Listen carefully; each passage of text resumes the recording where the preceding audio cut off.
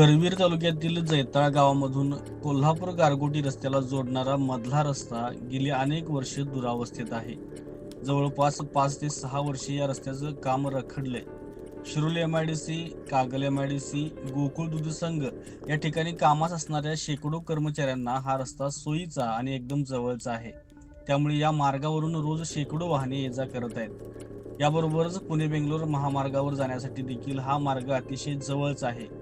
या कारणामुळे या रस्त्यावरून मोठी वर्दळ असते. पण लोकप्रतिनिधींच्या दुर्लक्षामुळे या रस्त्याची अक्षरशः चाळण झाली आहे. या रस्त्यावरून वाहने चालवताना कसरत करावी लागते. या दुरावस्थेमुळे प्रवाशांना मोठा त्रास सहन करावा लागतोय. हा रस्ता नेमका होणार कधी याविषयी करवीरचे विद्यमान आमदार चंद्रदीप नरके यांच्याशी संवाद साधला असता मुख्यमंत्री सडक योजनेमधून हा रस्ता होण्यासाठी मी प्रयत्नशील आहे. त्यासाठी प्रस्ताव तयार करून मंजुरीसाठी पाठवणार असल्याचं त्यांनी के न्यूजशी बोलताना सांगितलंय.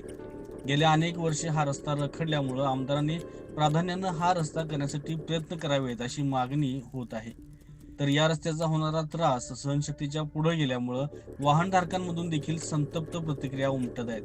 आमदार नरके यांनी हा रस्ता मंजुरीसाठी प्रयत्नशील असल्याचं सांगितलं असलं तरी देखील या पावसाळ्यानंतरच या रस्त्याचं काम पूर्ण होईल हे वास्तव आहे आणि त्यामुळं अजूनही काही महिने वाहनधारकांना हा त्रास सहन करावा लागणार आहे. अशाच नवीन अपडेट्स आणि आपल्या भागातील बातम्यांसाठी या चॅनलला लाईक करा, शेअर करा आणि सबस्क्राईब करा.